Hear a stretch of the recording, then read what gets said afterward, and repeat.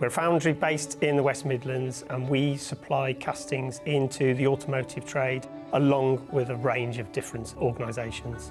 We will melt scrap metal down, we'll cast it into moulds and we'll supply these castings to various companies across the world. We also have the capability to do machining, so we'll machine castings to a very high tolerance. Our carbon footprint is very important. We want to do the best for the planet so that moving forward our children will have a nicer planet to live in. One of the big things that we struggle with is energy prices. Electricity and gas energy prices have gone up and that's put a big cost on our business. We got to the stage where we knew quite a lot about ourselves, but a fresh pair of eyes coming in would obviously open up a lot more opportunities.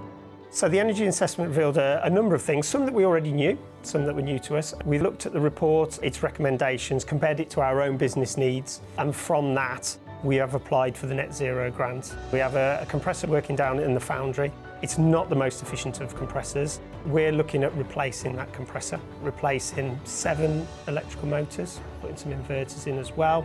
And we're also looking at a more efficient way of heating part of our production line. So we're looking at saving over 100 tonnes of carbon a year. I've been involved a little bit in the application of other processes, other grants, and it's very time consuming and it's very complicated. This isn't like that. It's a lot simpler to do. It's money that will help the environment, so I think we've all got a responsibility. So I would absolutely recommend the project, definitely. We've pledged to reduce our carbon footprint by 15% from our 2018 baseline, and we are on track to achieve that this year.